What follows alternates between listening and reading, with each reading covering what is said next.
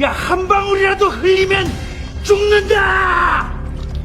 옛날에는 여기다 오줌도 타서 마셨는데 세상 많이 좋아졌지? 동창 모임 나온 한 노인의 눈앞에 잿더리에 막걸리가 부어졌습니다. 담배꽁초가 둥둥 떠올랐고 잿빛 국물이 유리잔 끝까지 차올랐어요.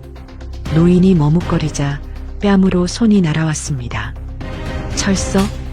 노인의 고개가 옆으로 꺾이더니 안경이 바닥으로 떨어졌어요. 그 안경을 지그시 밟으며 친구들이 다 함께 큰 소리로 웃었습니다. 하지만 이 방 안의 그 누구도 바로 옆방에서 이 노인의 며느리가 지켜보고 있다는 것을 모르고 있었습니다. 자신들이 괴롭히는 이 노인의 며느리가 어느 정도의 사람인지 지금의 경솔한 행동 하나로 자신들의 모든 인생이 한꺼번에 날아간다는 사실을 꿈에도 상상하지 못하고 있었습니다. 대체 이 노인의 며느리의 진짜 정체는 무엇일까요? 동창 모임에서 노인을 괴롭힌 그 친구들의 최후는 어떻게 되었을까요? 사연 시작 전 구독과 좋아요 부탁드려요. 와우 사연이 그 사랑받아 더 좋은 사연 보내드릴게요. 오늘의 사연 시작합니다. 서울 강남에 있는 CSC 그룹 본사의 52층. 대한민국 재벌서열 8위 CSC 그룹의 후계자가 서울의 야경을 바라보고 있었습니다. CSC 그룹 최상철 회장의 외동딸이자 그룹 투자 전문 총괄 부사장이었어요. 책상 위에 2조짜리 동남아 투자권을 포함해서 하루에도 수천억을 움직이는 자리였습니다. 이 여자의 인생은 처음부터 남달랐어요. 재벌가의 유일한 혈육이라는 것만으로도 충분히 특별했지만 할인이 가진 것은 이름과 배경만이 아니었습니다. 이 여자는 재벌가의 이름이 아니라 전국적인 신동 천재아이로 더 유명했었어요. 15살 때 전국 수학 올림피아드에서 금메달을 받았는데 참가자 3,000명 가운데 역대 최연소 수상자였습니다. 교육부 장관이 직접 트로피를 건네면서 대한민국의 미래라고 불렀고 이듬해에는 전국 과학경시대회까지 석권했어요. 18살이 되던 해에 미국 스탠포드 대학교 경제학과에 조기 입학했습니다. 출국하는 날 인천공항에서 최상철 회장이 처음으로 딸 앞에서 눈물을 보였어요. 하린아, 아빠는 네가 정말로 자랑스럽다. 하린은 고개를 끄덕이고 게이트를 통과했습니다. 뒤돌아보지 않았어요. 앞만 보는 사람이었습니다. 스탠포드에서도 하린은 달랐어요. 입학 첫 학기부터 학과 수석을 놓치지 않았고 경제학부 교수 3명이 공동으로 연구 참여를 제안할 정도였습니다. 하린은 수업과 연구를 동시에 소화하면서도 단 한 학기도 1등 자리를 내주지 않았어요. 22살에 스탠포드를 수석으로 졸업하고 곧바로 와튼스쿨 MBA로 가면서 최고의 엘리트 코스를 밟았습니다. 이미 24살에 월스트리트 최고의 스타가 된 후에 28살에 아버지의 부름을 받고 한국으로 돌아왔어요. CSC 그룹 투자 전문 총괄 부사장이라는 직함과 함께 강남 4옥 52층에 전용 집무실이 마련되었고 최아린이 CSC 그룹의 차기 총수라는 것을 누구도 의심하지 않았습니다. 15살의 금메달부터 30살의 총괄 부사장까지 최아린은 단 한 번도 실패한 적이 없었습니다. 목표를 세우면 반드시 이뤘고 기대를 받으면 언제나 그것을 뛰어넘었어요. 세상은 이 여자를 천재라 불렀고 후계자라 불렀고 여제라 불렀습니다. 하지만 52층에서 야경을 바라보는 하린의 얼굴에는 웃음이 없었어요. 오히려 공허함만이 밀려왔습니다. 저 불빛 하나하나가 누군가의 저녁 식탁이라는 것을 하린은 알고 있었습니다. 하리는 웃음 짓는 엄마나 자상한 아빠, 가족과 함께하는 저녁 식사 같은 기억이 단 한 번도 없었습니다. 15살에 금메달을 받고 돌아왔을 때 집에 아무도 없었어요. 어머니는 하린이 5살 때 세상을 떠났고 아버지는 해외 출장 중이었습니다. 식탁 위에는 가정부가 올려둔 저녁이 랩에 쌓여 식어 있었어요. 금빛 트로피와 식은 밥 사이에 따뜻한 말 한마디로 축하해 줄 사람은 없었습니다. 그 뒤로도 달라진 것은 없었어요. 스탠포드에서 보낸 모든 아침과 모든 저녁을 혼자 시작하고 혼자 끝냈습니다. 한국으로 돌아와 부사장이 된 날 밤에도 편의점 도시락의 비닐을 뜯고 전자레인지를 돌렸습니다. 그게 그날 축하의 전부였어요. 아버지에게 전화를 걸었더니 3번 울리고 비서가 받았습니다. 회장님은 현재 회의 중이십니다. 하리는 괜찮아요. 끊을게요. 하고 전화를 내려놓았습니다. 세상이 부러워하는 모든 것을 가진 여자였어요. 그런데 하린이 가장 간절하게 원한 것은 누군가와 함께 먹는 따뜻한 저녁 한 끼였습니다. 하린의 식탁에는 늘 의자 하나만 놓여 있었어요. 52층에서 내려다보는 서울의 불빛보다 그 불빛 가운데 하나가 되고 싶었습니다. 나는 그냥 평범하게 살고 싶어. 내 꿈은 진짜 현모양처가 되는 건데. 그 한마디가 입 밖으로 나오기까지 30년이 걸렸습니다. 모든 것을 이룬 사람만이 할 수 있는 포기였고 모든 것을 가져본 사람만이 알 수 있는 갈망이었어요. 최상철 회장의 집무실에 아버지와 딸 둘만 남아 있었습니다. 하리는 오래 준비한 말을 꺼냈어요. 아빠, 나 그만둘 거예요. 최상철 회장이 서류에서 눈을 들었습니다. 뭘 그만둬? 하리는 아버지의 눈을 피하지 않았어요. 전부 다요. 회사도 후계자도 다 그만하고 싶어요. 그냥 아무것도 안 하고 편하게 쉬고 싶어. 최상철 회장이 쥐고 있던 펜을 책상에 놓으면서 날카롭게 물었습니다. 뜬금없이 그게 뭔 소리야? 갑자기 미쳤냐? 그 한마디가 집무실의 공기를 얼렸습니다. 하리는 입술을 깨물었어요. 오래 준비한 말이었지만 아버지 앞에서는 여전히 떨렸습니다. 아빠, 나는 그냥 평범하게 살고 싶어요. 그게 내 꿈이야. 사랑하는 사람 만나서 밥 해주고 아이 키우면서 그냥 평범한 일상을 살고 싶어요. 최상철 회장이 자리에서 일어나 책상 너머로 딸을 내려다보았습니다.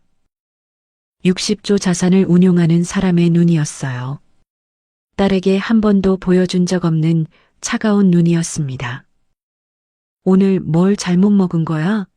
컨디션이 안 좋아서 그럴 수 있으니까 가서 좀 쉬어라. 하린의 손가락이 무릎 위에서 말렸습니다.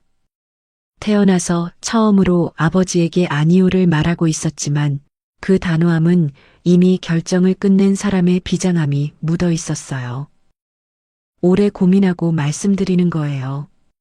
전 누구보다 지금 제가 무엇을 하려는 것인지 잘 이해하고 있어요.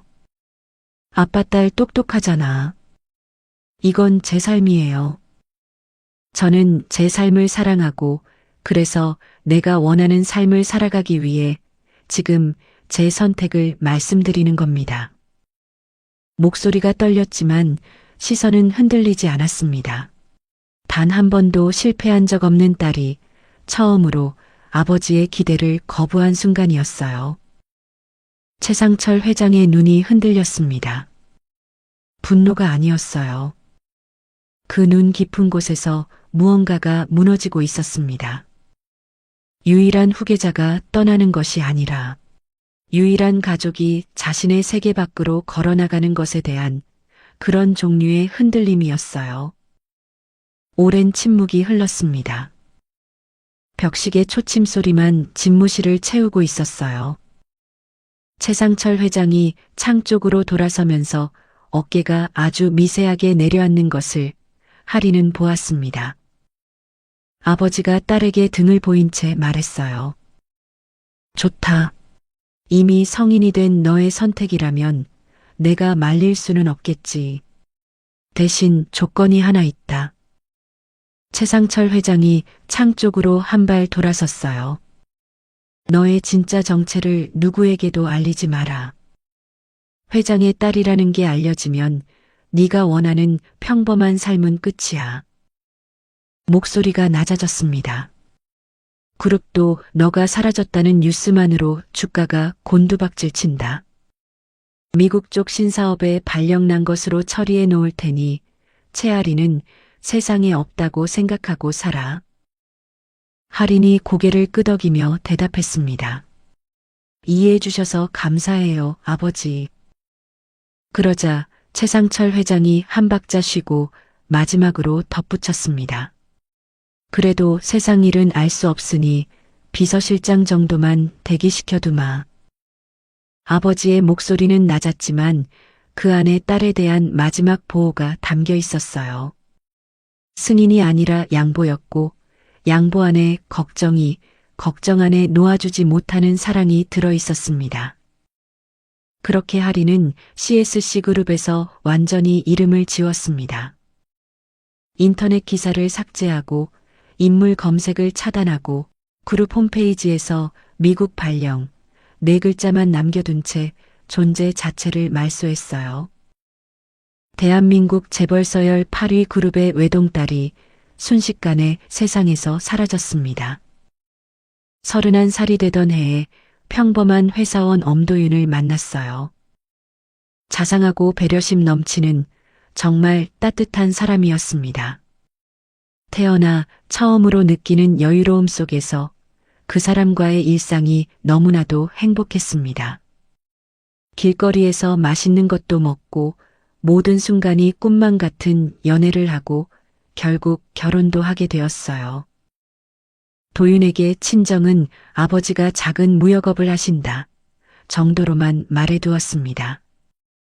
소박한 결혼식을 올리고 30평 아파트에 신혼살림을 차렸고 딸 나린이가 태어났어요.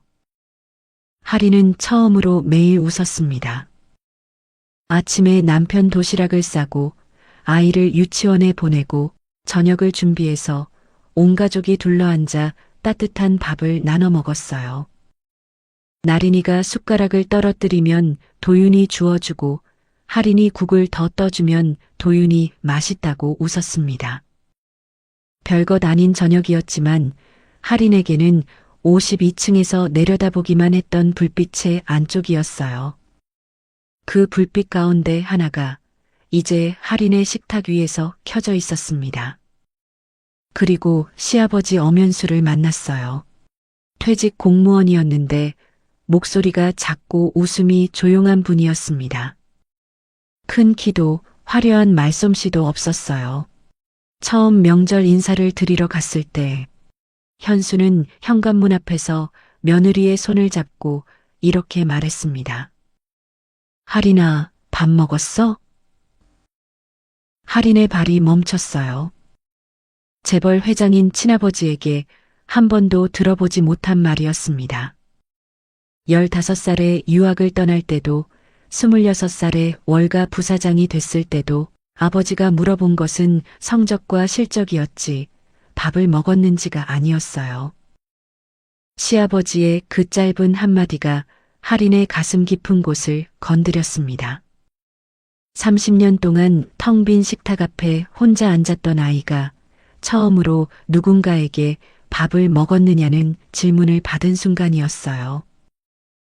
그때부터 매주 시아버지 집을 찾아가 냉장고를 채우고 된장찌개를 끓여드렸습니다. 현수는 며느리가 끓여준 된장찌개를 먹으면서 작은 미소를 지었고 식사가 끝나면 늘 같은 말을 했습니다. 우리 할인이가 우리 집 복덩이야. 할인은 그 말을 들을 때마다 눈이 먼저 웃었어요.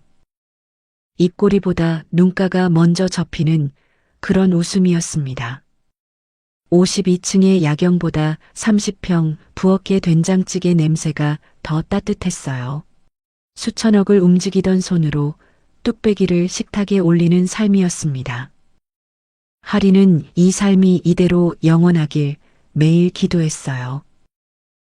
하린의 전화기 깊은 곳에는 7년간 꺼내지 않은 연락처가 하나 있었습니다. 남실장으로 저장된 이 전화번호가 영원히 깨어나지 않기를 바랐어요. 그런 하린이 7년 만에 처음으로 그 연락처를 떠올리게 된 날이 찾아왔습니다.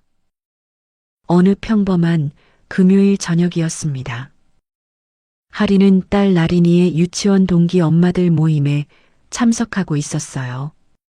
청아원 2층 VIP룸에서 와인잔을 기울이며 아이들 이야기로 웃고 있었습니다.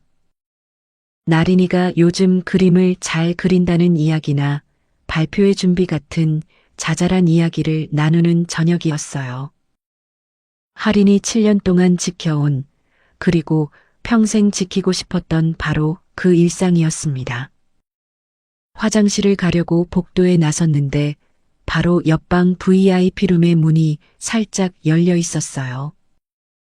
그 틈 사이로 소리가 새어나왔습니다.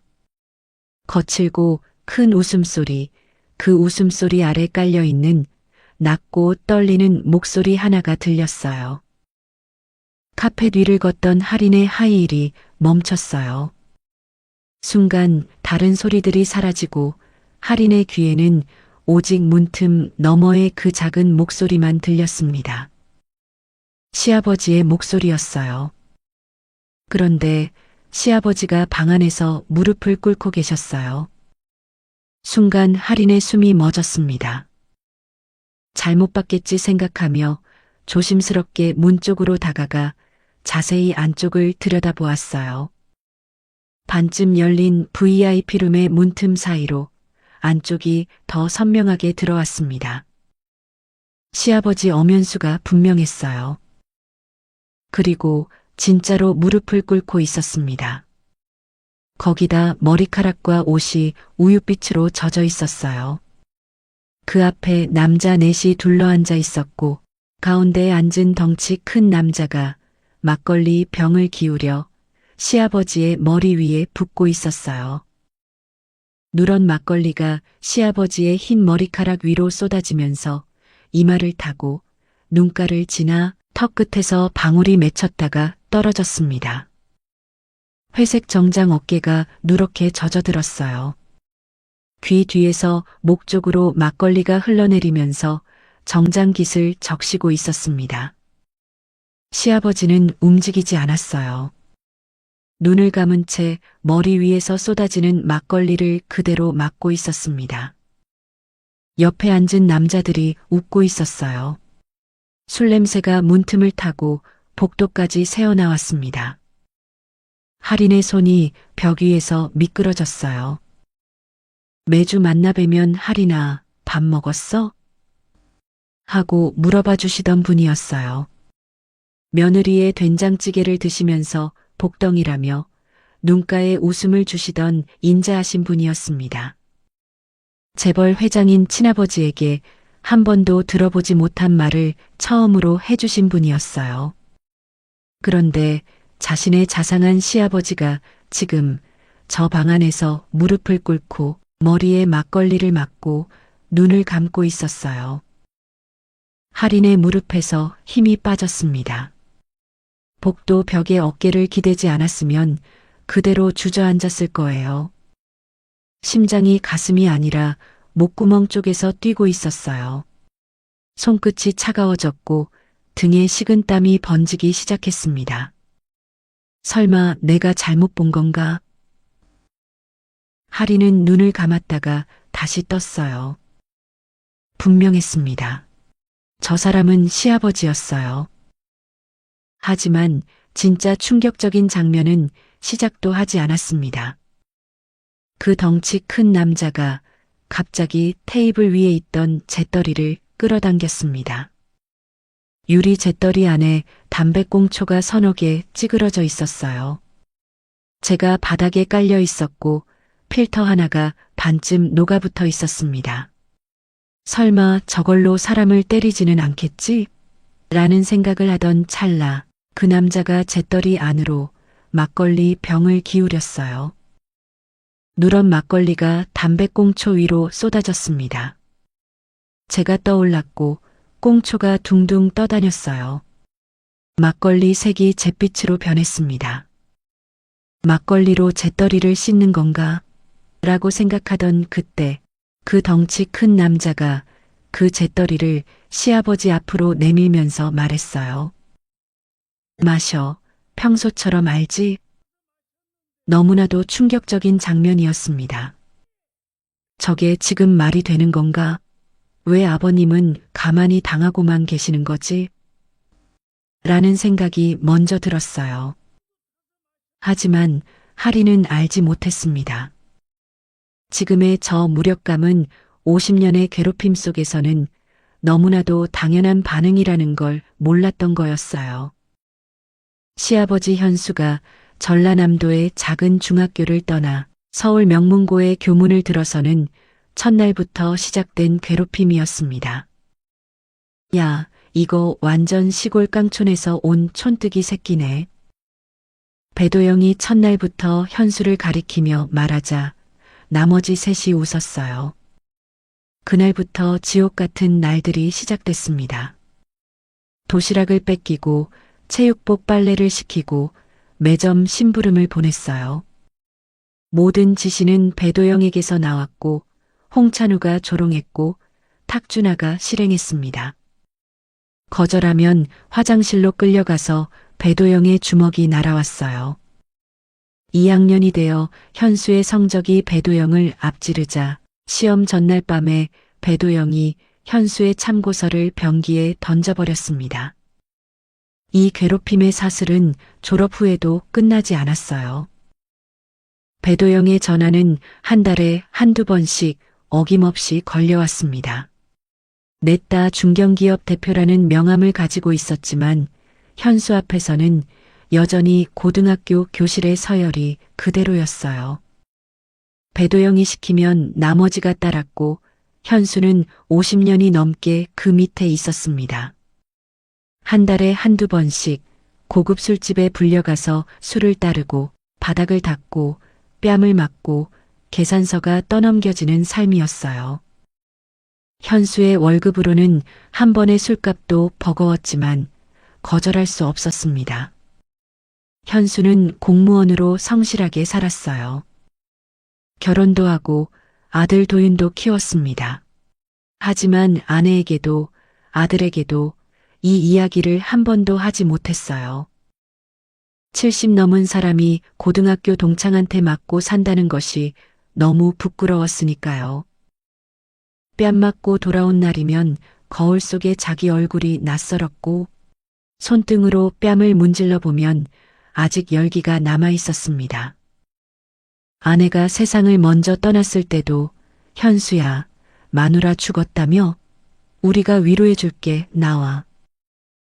그렇게 나가서 또 술을 따르고 바닥을 기고 뺨을 맞았습니다. 눈물이 나왔는데 아내 때문인지 뺨 때문인지 자기도 알 수 없었어요. 그리고 오늘 55년째 같은 일이 청하원 VIP룸에서 벌어지고 있었습니다. 마셔, 평소처럼 알지? 그 목소리가 할인의 귓속에서 울렸어요. 손이 떨리고 있었습니다. 두 손으로 막고 있던 입을 떼자 숨이 거칠게 새어나왔어요. 문틈 너머로 보이는 장면이 계속되고 있었습니다. 시아버지 현수가 잿더리를 받아들었어요. 손가락이 떨리고 있었습니다. 유리잔도 아니고 술잔도 아닌 담배꽁초가 떠다니는 잿더리를 들고 있었어요.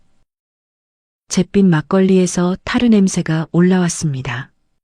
옆에 앉은 홍찬우가 술잔을 기울이면서 웃었어요. 현수야, 형님이 주시는 건데 빨리 마셔. 맞은편에 탁준하가 입꼬리를 올리면서 말했습니다. 현수 술 잘 마시잖아. 오늘은 그래도 양주가 아닌 게 어디야? 광로진은 웃지 못하고 술잔만 만지작거리면서 고개를 살짝 돌리고 있었어요.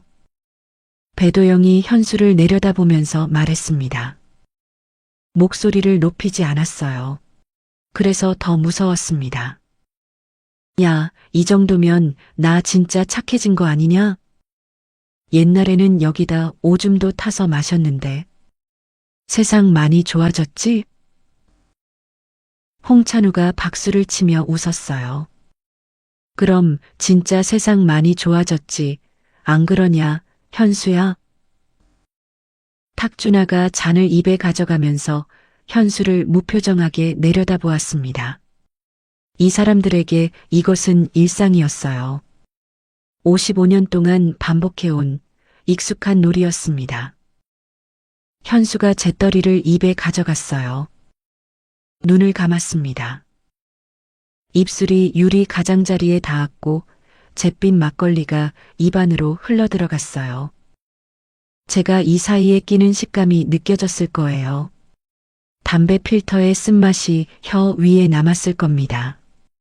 현수는 눈을 감은 채 삼켰어요. 한 손으로는 입을 막은 채로 할인의 손이 저절로 움직였습니다. 핸드폰을 꺼내서 카메라를 켰어요. 문틈 사이로 렌즈를 들이밀었습니다. 손이 떨려서 화면이 흔들렸지만 녹화를 시작했어요. 머릿속으로 생각한 것이 아니었습니다. 몸이 먼저 반응한 것이었어요. 현수가 잿더리에 막걸리를 반쯤 마시고 내려놓으려는데 한 모금이 기관지로 잘못 넘어갔어요. 기침이 터졌습니다. 콜록 콜록 잿빛 막걸리가 현수의 입에서 튀어나와 배도영의 바지 위에 떨어졌어요. 방 안이 조용해졌습니다. 배도영이 천천히 고개를 숙여 자기 바지를 내려다보았어요. 누런 얼룩이 묻어 있었습니다. 고개를 들었을 때 배도영의 눈이 달라져 있었어요. 55년 동안 현수가 봐온 그 눈이었습니다. 주먹이 아니었어요. 손바닥이었습니다. 뺨을 치는 건 주먹보다 손바닥이 더 모멸적이라는 것을 배도영은 55년 동안의 경험으로 알고 있었어요. 그대로 손이 허공을 가르고 배도영의 두툼한 손이 현수의 뺨을 날렸습니다. 둔탁한 소리가 룸 안에 울렸어요. 현수의 고개가 꺾이면서 안경이 바닥에 떨어졌습니다. 대리석 위에서 안경테가 또르르 소리를 내며 구르다 멈췄어요. 현수가 바닥에서 안경을 주우려고 손을 뻗는 순간 홍찬우의 구두가 현수의 옆구리를 찼어요. 현수의 몸이 옆으로 쓰러졌습니다. 탁준하가 자리에서 일어나더니 쓰러진 현수의 등을 구두 끝으로 한 번 더 밀었어요. 현수가 바닥에 엎드린 채 움직이지 못했습니다. 광로진이 고개를 돌렸어요. 볼 수 없었지만 막지도 못했습니다. 배도영이 현수의 안경을 으깨어 밟은 후에 쓰러진 현수의 머리 옆에 쪼그려 앉았어요. 현수의 귀에 대고 낮은 목소리로 말했습니다. 야, 현수야. 이번에 한 방울이라도 더 흘리면 이번에는 진짜 술이 아니라 오줌 싸서 마시는 수가 있어. 알아들었어? 현수의 어깨가 떨렸어요. 바닥에 엎드린 채 아무 말도 하지 못했습니다. 배도영이 현수를 일으켜 세웠어요. 현수의 정장에 바닥에 먼지가 묻어 있었고 옆구리를 맞은 자리를 손으로 감싸고 있었습니다. 안경 없이 흐릿한 눈으로 배도영이 따라주는 새막걸리를 받아들었습니다. 또다시 잿더리가 현수의 손에 쥐어졌습니다. 새 담배꽁초가 추가되어 있었습니다. 제가 가라앉은 잿빛 막걸리가 가득 차 있었어요. 현수가 다시 잿더리를 받아들었습니다. 이번에는 손이 떨리지 않았어요. 떨릴 힘조차 남아있지 않았으니까요. 잿더리를 입에 대고 한 방울도 흘리지 않고 끝까지 마셨습니다. 제가 이 사이에 끼고 필터가 혀에 걸렸지만 현수는 표정 하나 바꾸지 않고 모두 삼켜냈어요. 눈을 감고 마지막 한 방울까지 삼켰습니다. 이 모습을 보고 이번에는 배도영이 큰 소리로 박수를 쳤어요. 잘 마시네. 역시 우리 현수 깡이 있어. 최고야. 옆에 홍찬우는 웃으면서 이 새끼 진짜 골 때리는 놈이라니까 라고 말했습니다. 탁준아가 아무렇지 않은 얼굴로 자기 잔에 소주를 따르고 있었어요. 복도에 서 있던 할인의 눈에서 눈물이 흘러내렸습니다.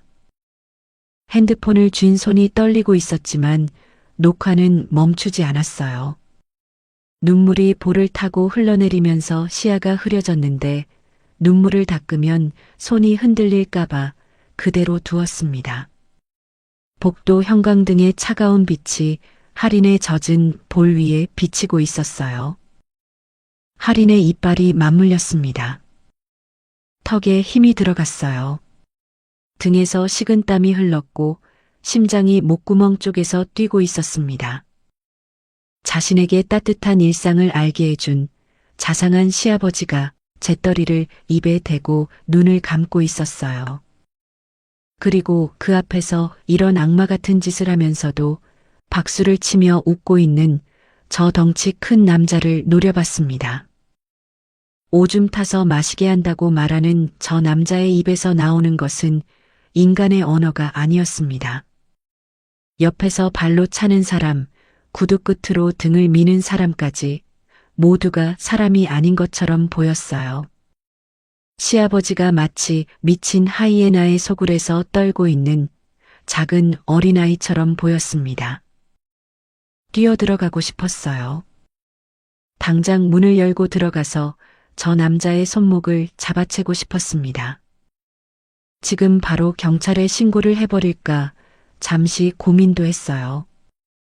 하지만 저 방 안에 있는 4명은 시아버지를 55년 동안 알아온 사람들이고 며느리가 갑자기 난입하면 현수가 감당해야 할 수치심이 더 커질 수도 있었습니다. 지금 뛰어들어가면 시아버지의 상처는 그대로인 채로 아무것도 해결되지 않을 수도 있었어요. 할인의 눈빛이 예전으로 조금씩 변해가고 있었습니다. 무엇인가 생각을 정리한 듯 전화기를 바라보았어요. 3분 47초, 이 정도면 충분하다는 판단으로 녹화를 멈추고 할인이 핸드폰을 잡은 손을 내렸습니다. 뭔가 짧게 생각을 정리한 할인은 무거운 마음으로 방문을 조심스레 닫고 돌아섰어요. 할인은 엄마들 모임에 돌아가지 않았습니다. 단체 채팅방에 갑자기 아이가 아파서 먼저 갈게요 하고 메시지를 보내고 급히 청아원을 빠져나왔습니다.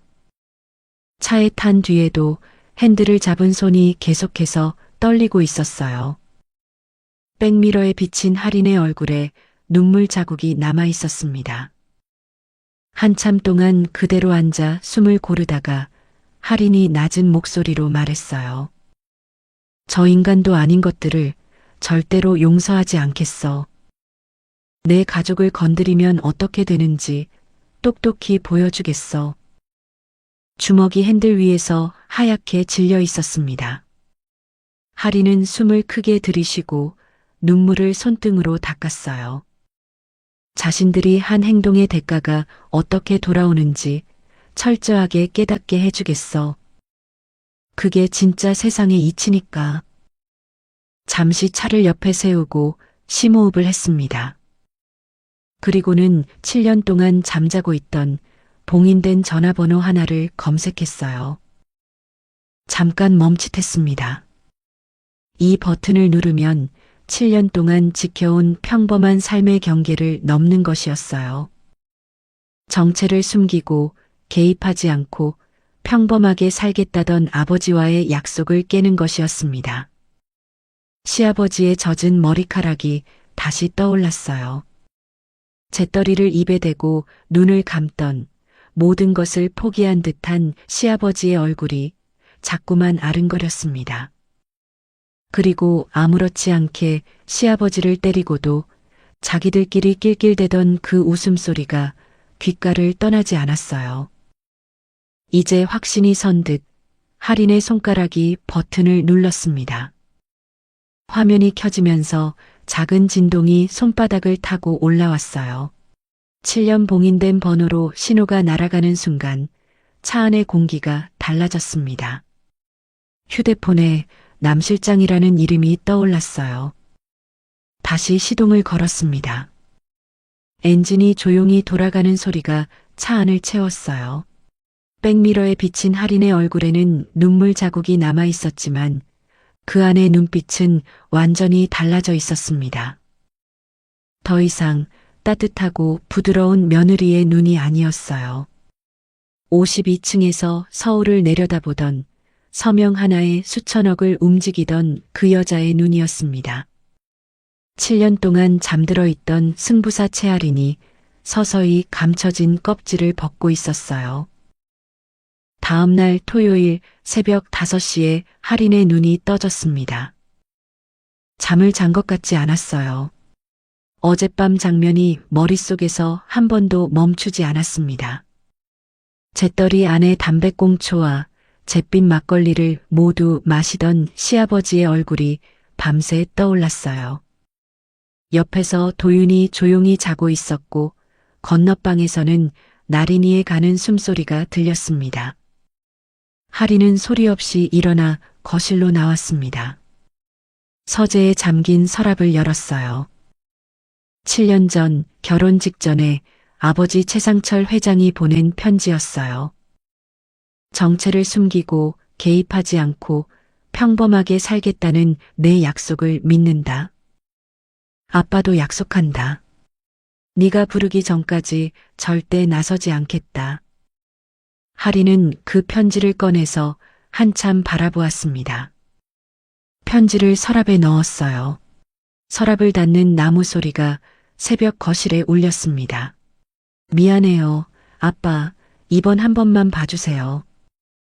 새벽 거실의 어둠 속에서 할인의 목소리는 거의 들리지 않을 정도로 작았지만 그 안에 담긴 것은 확고한 결심이었습니다.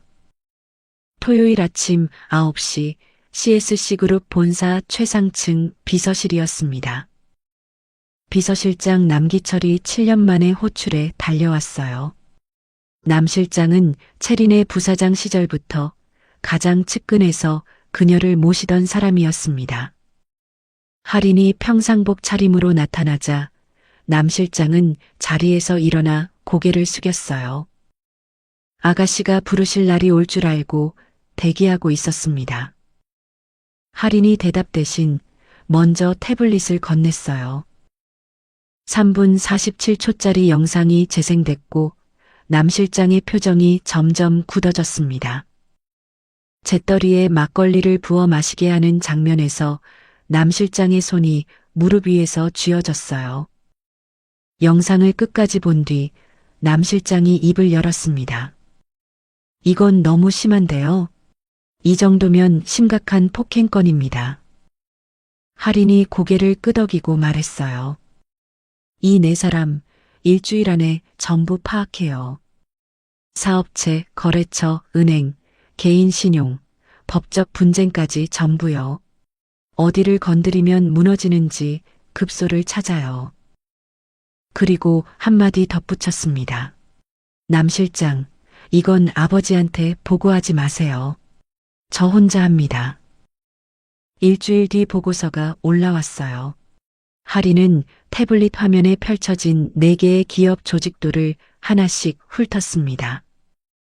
홍찬우의 HCW 프랜차이즈는 전국 가맹점주 갑질 문제와 함께 CSC 유통이 물류를 담당하고 있었어요. 탁준하의 TJH 정밀은 납품 물량의 60%가 CSC 자동차에 달려 있었습니다. 그리고 마지막으로 배도영의 BDY 건설은 강남 재개발 프로젝트에 CSC 건설이 공동시공사로 들어가 있었는데 CSC 건설이 빠지면 사업 자체가 중단되는 구조였습니다. 가장 쉽지 않고 험난한 프로젝트처럼 보였어요. 광로진의 K&J 식품은 규모가 작았는데 남 실장이 한마디 덧붙였습니다. 광로진 대표만 다릅니다. 시아버님과 개인적으로 만나신 흔적이 있고 다른 3명과는 동선이 다릅니다.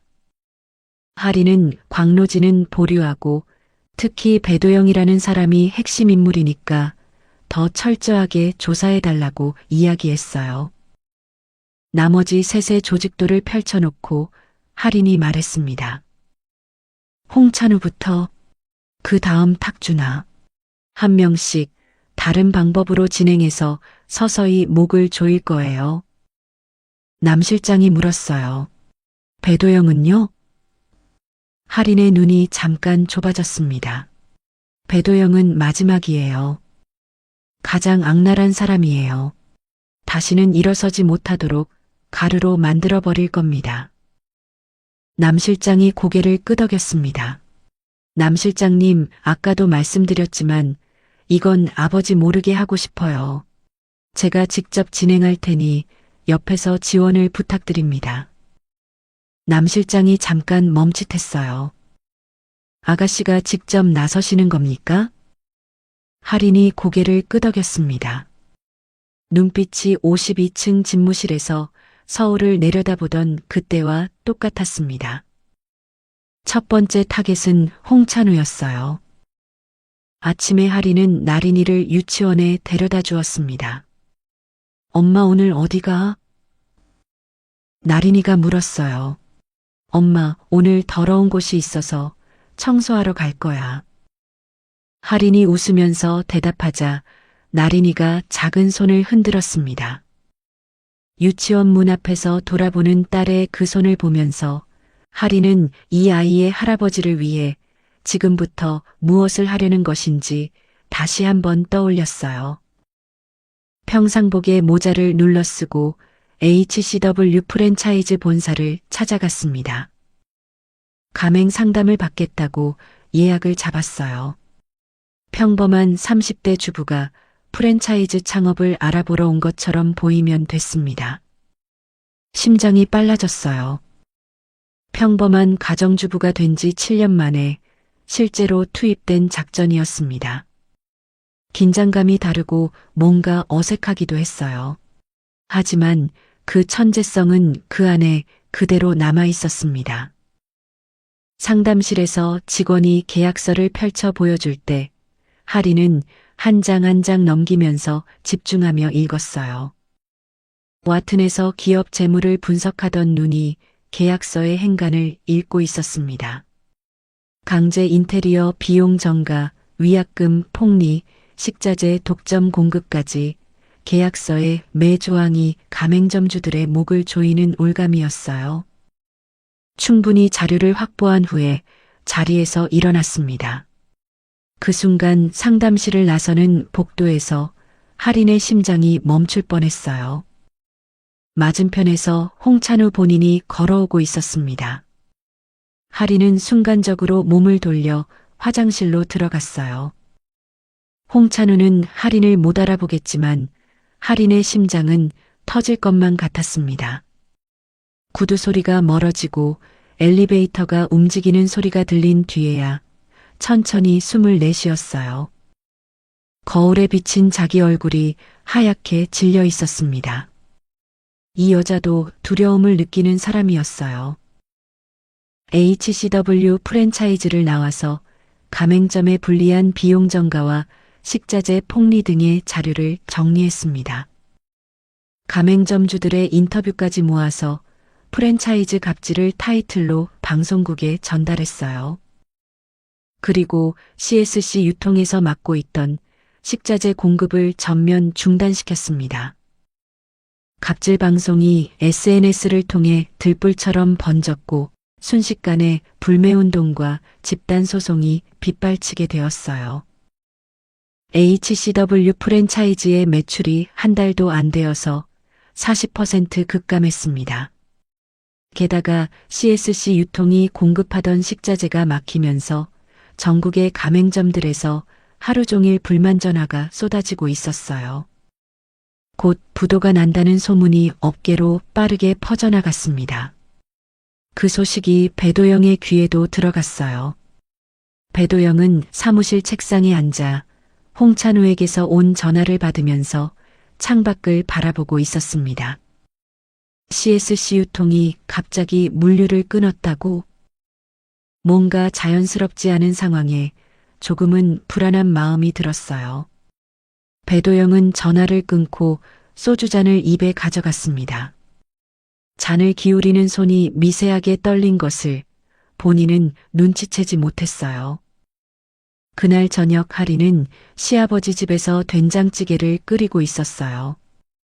부엌에서 찌개가 보글보글 끓는 소리를 들으면서 하리는 낮에 화장실에서 가슴을 누르며 숨을 참던 자기 모습을 떠올렸습니다.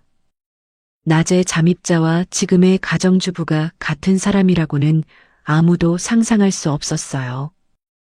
현수가 찌개를 한 숟가락 뜨면서 맛있다, 하리나 하고 웃었습니다. 하리는 미소 지었어요. 이 미소를 위해서 낮에 그 일을 하고 있다는 것을 시아버지는 모르고 있었습니다. 잠자리에서 나린이에게 그림책을 읽어주다가 나린이가 물었어요. 엄마, 이 이야기에서 나쁜 사람은 결국 벌받아? 하린이 딸의 머리를 쓰다듬으면서 대답했습니다. 응, 나쁜 짓을 하면 꼭 벌받아. 나린이의 순수한 질문 안에 하린이 지금 하고 있는 일의 본질이 들어 있었어요. 그날 밤 도윤이 물었습니다. 여보, 요즘 외출이 좀 잦아진 것 같은데 무슨 일 있어? 하린이 자연스럽게 동문 모임 준비할 게 좀 많았다고 대답하자 도윤이 멋쩍은 듯 그랬구나 하고 넘어갔어요. 하지만 그 잠시의 머뭇거림 안에 작은 의심이 담겨 있다는 것을 하리는 느꼈습니다. 누구도 눈치채기 전에 이 모든 것을 끝내고 싶은 마음뿐이었어요. 두 번째 타겟은 행동대장 탁준하였습니다.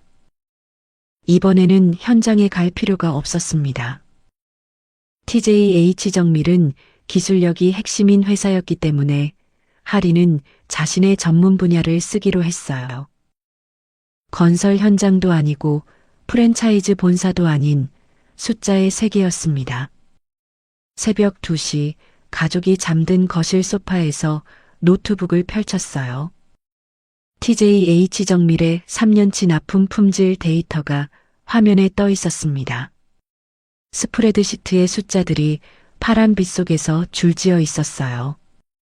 스탠포드와 와튼에서 재무 분석을 배우고 월스트리트에서 투자 판단을 내리던 그 머리가 지금 거실 소파 위에서 조용히 돌아가고 있었습니다. 3년치 데이터 속에서 패턴이 보이기 시작했어요. 안전 부품의 불량률이 비슷한 주기로 반복되고 있었습니다. 비용을 아끼기 위해 품질을 깎아먹고 있었던 거예요. TJH정밀의 부품을 사용한 차량의 사고 기록을 인터넷을 통해 검색하다 보니 이미 커뮤니티에서는 지속적으로 부품의 불량과 하자에 대해 자료들이 많이 올라와 있는 상태였습니다. 결국 회사는 알면서도 모른 채 하고 있었던 거였어요. 할인의 입꼬리가 미세하게 올라갔습니다. 잡았다. 요놈, 드디어 꼬리를 잡았어. 그때 방에서 도윤이 나왔습니다. 여보, 이 시간에 뭐해? 할인이 재빨리 노트북을 닫았어요. 동문 모임 회계 정리가 아직 조금 더 남았어. 도윤이 잠이 덜 깬 눈으로 할인을 바라보면서 물었습니다. 아니, 이 새벽까지? 혹시 뭐 다른 일 하는 거 아니야? 할인의 심장이 빨라졌어요. 가장 가까운 사람을 속이고 있다는 죄책감이 함께 올라왔습니다. 아니야, 그냥 꼼꼼하게 하고 싶어서. 도윤이 잠시 머뭇거리다가 그래, 근데 무리하지는 마 하고 방으로 돌아갔어요. 할인이 정리한 안전부품 결함 자료들과 인터넷 커뮤니티 자료들을 정리해서 남 실장에게 전달했습니다.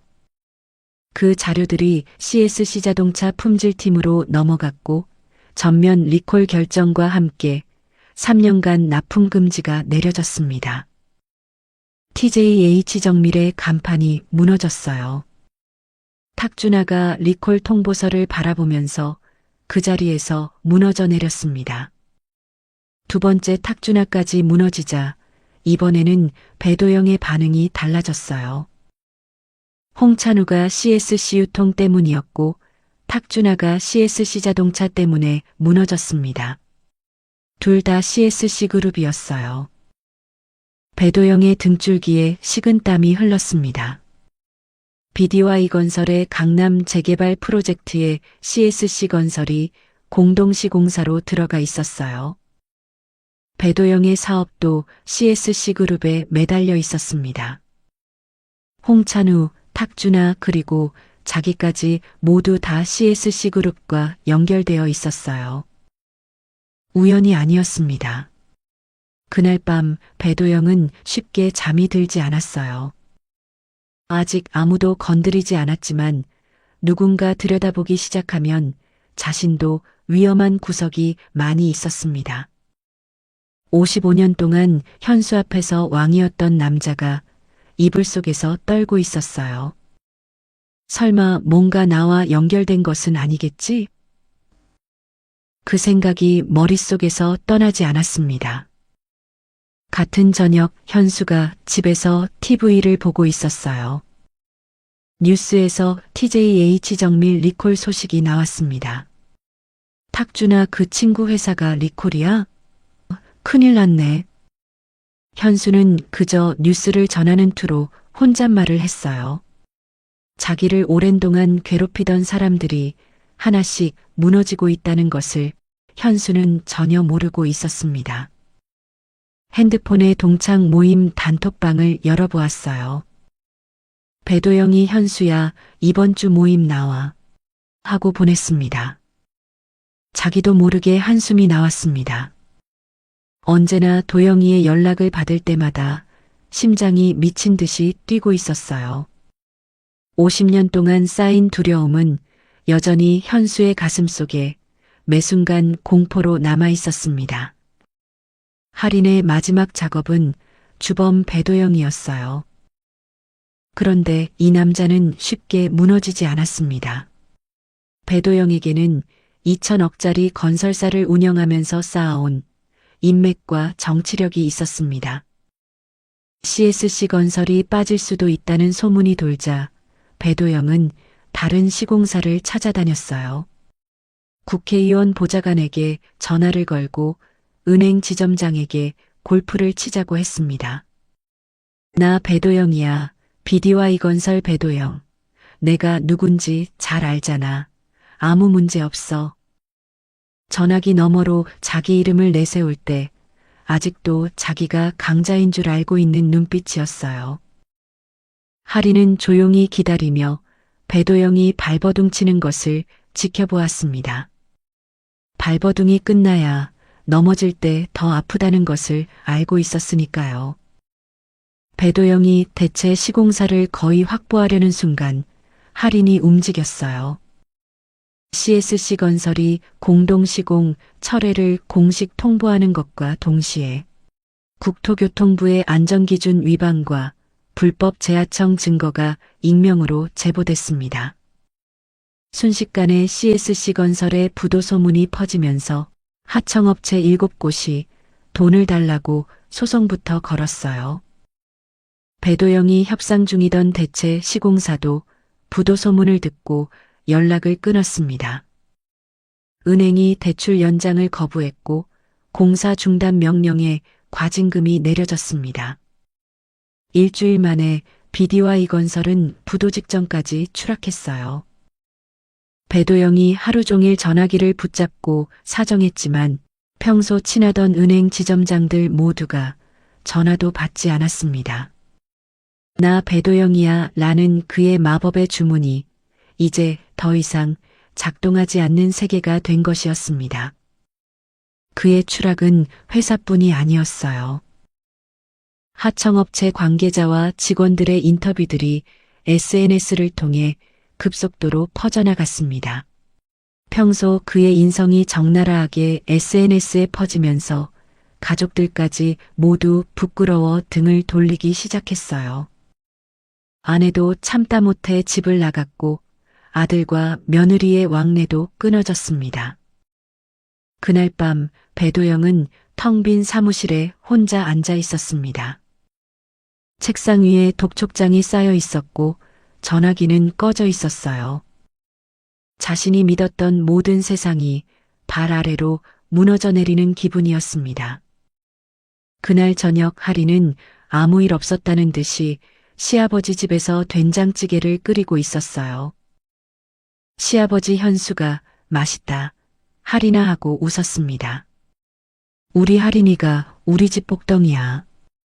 현수의 그 말에 하린의 눈이 잠시 붉어졌습니다. 이 미소를 지키기 위해 하린이 지난 석 달 동안 무엇을 해왔었는지 시아버지는 전혀 모르고 있었습니다. 일주일 뒤 배도영에게서 시아버지 현수의 핸드폰으로 문자가 왔습니다. 현수야, 이번 주 금요일 청하원. 꼭 나와. 50년을 넘게 이어온 거절할 수 없는 호출이었습니다. 현수는 또다시 놀란 가슴을 부여잡고 알겠다고 답장했습니다. 하리는 그 문자를 알고 있었어요. 남 실장이 배도영 측 통화 기록을 실시간으로 모니터링하고 있었습니다. 하리는 나린이를 재우고 나서 거실 소파에 앉아 남 실장에게 전화했습니다. 금요일이에요. 매번 똑같은 청하원 VIP룸으로 잡힐 거예요. 남 실장이 대답했습니다. 지시하신 대로 모두 준비해 두도록 하겠습니다. 하린이 전화기를 끊으며 마지막으로 식탁의 봉투들을 바라보았어요. 모든 것을 정리할 시간이 다가오고 있었습니다. 금요일 저녁 청하원 VIP룸의 문이 열렸어요. 석 달 전과 똑같은 방이었습니다. 그런데 방 안의 공기는 완전히 달라져 있었어요. 상석에 앉은 배도영의 표정이 2천억짜리 건설사 대표의 얼굴이 아니었습니다. 눈 아래 그림자가 짙었고 양복 어깨가 처져 있었어요. 소주병을 혼자 따르는데 손이 떨리고 있었습니다. 홍찬우는 구석자리에 쪼그려 앉아 있었습니다. 300개의 매장을 운영하던 사람의 자세가 아니었어요. 2달 만에 볼이 꺼져 있었고 넥타이도 매지 않은 채였어요. 탁준하는 벽 쪽에 앉아 물만 마시고 있었습니다. 잔을 쥔 손가락 끝이 하얗게 질려 있었어요. 리콜 이후 부도 직전으로 그의 눈에서 처음으로 공포가 깔려 있었습니다. 광로진은 세 사람의 눈치를 보며 입술을 깨물고 서 있었어요. 그때 현수가 문을 열고 들어섰습니다. 방 안의 공기가 예전과 다르다는 것을 느꼈어요. 배도영의 얼굴을 보는 순간 발이 멈췄습니다. 그의 눈빛에서 뭔가 알 수 없는 불안함이 느껴지고 그 아래에 절박함 같은 것이 담겨져 있었어요. 그때 배도영이 다짜고짜 자리에서 벌떡 일어났습니다. 현수 쪽으로 성큼 다가오더니 현수의 정장깃을 두 손으로 움켜쥐었어요. 움켜쥐는 소나기가 예전과는 다른 느낌이었습니다. 윽박 지르는 것 같았지만 전혀 강함이 느껴지지 않는다는 것을 도영 자신만 모르고 있었어요. 야, 이 새끼, 너 똑바로 말해. 이거 분명히 네 놈이 한 짓이지. 현수의 몸이 뒤로 밀렸어요. 등이 벽에 닿았습니다. 이번에는 배도영의 손에 힘이 들어갔고 정장깃이 목을 조이듯 당겨졌어요. 현수의 안경이 코 위에서 비스듬히 미끄러졌습니다. 우리 3명 회사 3달 만에 이 꼴 만든 거 다 네가 뒤에서 한 짓이지? CSC 그룹이 왜 우리 셋한테만 이러겠어? 안 그래? 현수의 입이 벌어졌어요. 무슨 말인지 알아들을 수 없었습니다. CSC 그룹이라는 이름은 뉴스에서나 보는 재벌이었어요. 퇴직 공무원인 자기와 CSC 그룹 사이에 어떤 연결고리가 있을 수 있는지 상상조차 할 수 없었습니다. 도영아, 나는 네가 무슨 얘기를 하는지 하나도 모르겠어. CSC 그룹은 나랑 상관도 없는 곳이야. 현수가 눈을 피하며 대답했습니다. 거짓말하지 마. 3달 전에 그 일 이후에 모든 게 이상하게 돌아가고 있다고. 흥분한 배도영의 침이 현수의 얼굴 쪽으로 쏟아져 나갔어요. 현수가 고개를 돌렸습니다. 그때 옆에서 지켜보던 홍찬우의 눈동자가 사정없이 흔들리기 시작했습니다.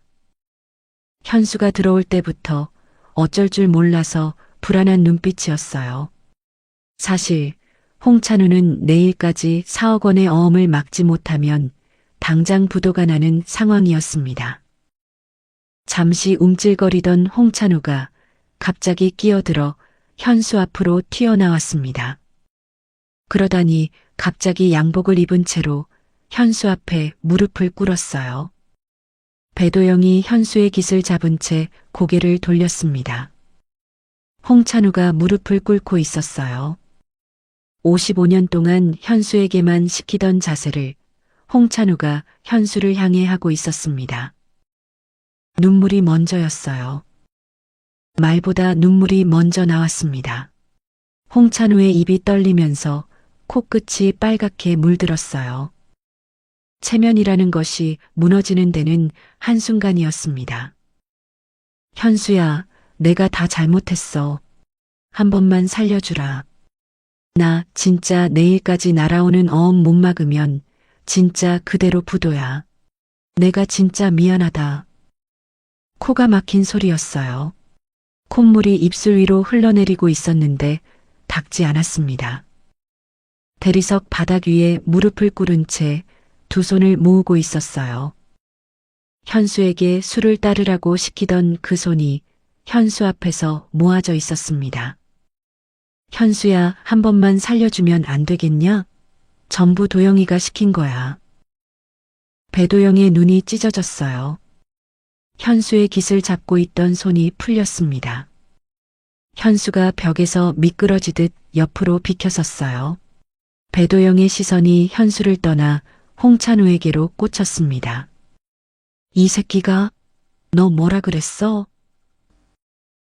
홍찬우가 바닥에서 고개를 들지 못한 채 말을 이었어요. 맞잖아, 도영아. 현수 머리에 막걸리 부은 것도 네가 시작했잖아. 잿더리에 담배꽁초 넣어서 마시라고 한 것도 네가 했잖아. 우린 네가 하라는 대로 어쩔 수 없이 따라갔을 뿐이었어.